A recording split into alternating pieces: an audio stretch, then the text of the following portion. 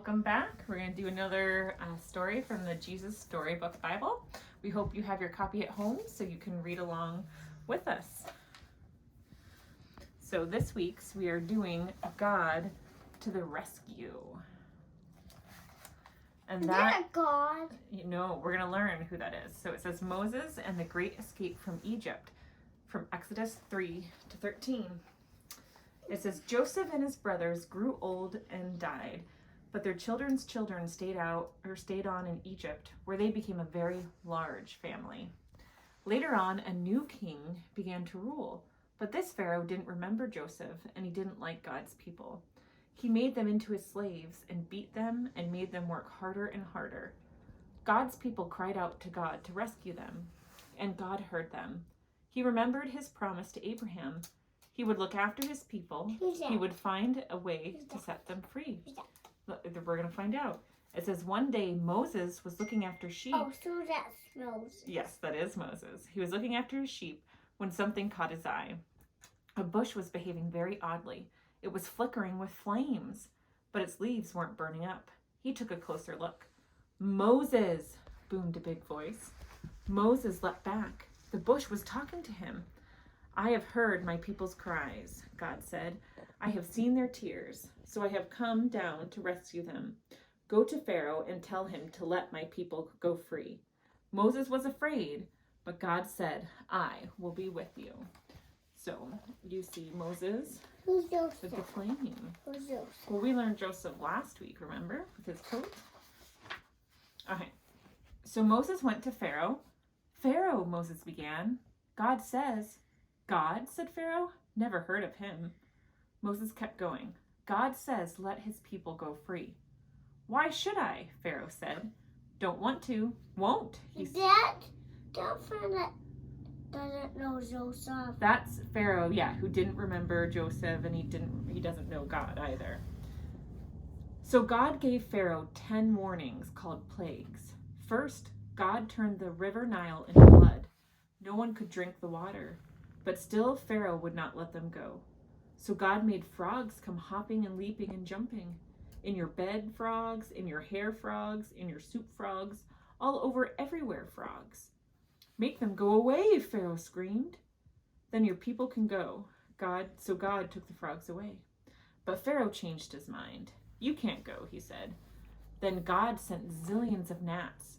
But still Pharaoh said no. So then God sent swarms of flies. Flies buzzing in your eyes, flies. And after that, sickness and horrible boils and huge hailstones and storm of locusts. Is that Pharaoh? And then darkness, yes, that's Pharaoh. And then darkness when it should have been day, until it seemed that the whole world, creation and everything, was coming undone, falling back into darkness and emptiness and nothingness. So what do we see? We have the frogs, one of the plagues, and the flies and the gnats. Yeah, so is that Moses asking Pharaoh to let his people go?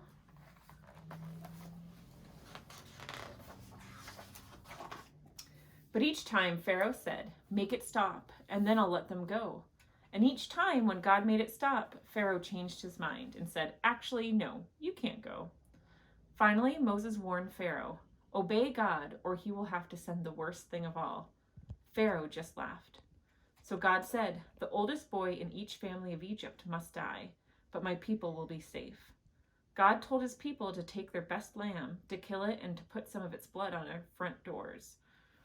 When God passes over your house, Moses explained, God will see the blood and know that the lamb died instead of you. That night, it was just as God had said.